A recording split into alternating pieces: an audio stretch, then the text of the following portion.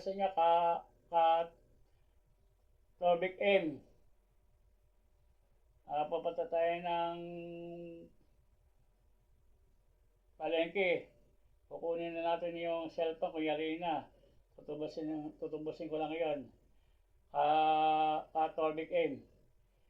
Diyan muna kayo. Standby muna kayo dyan.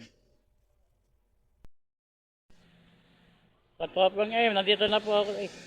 Nandito na po ako sa paggawa ng cellphone. Kukunin ko na. Hindi ako kung yari na yung cellphone. Tayo na lang natin.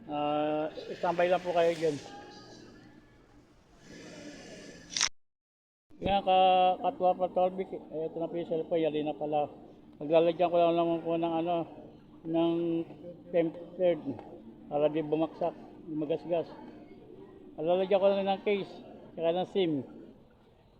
Wala na problema. Yan po katwa pa, standby muna ako kayo.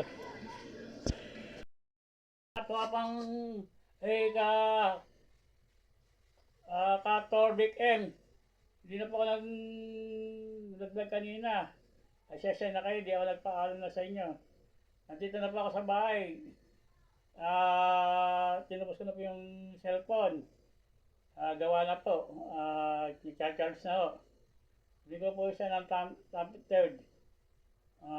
Siguro, hanggang dito lang po yung vlog ko sa inyo. Makita lang po tayo sa susunod ng aking vlog. Katorpang Torbic. Katorpang M. Katorpang M. Hanggang sa muli po. Supportahan niyo po yung vlog ko na Katorbic M. Bye bye. Katorbic M. Paalam.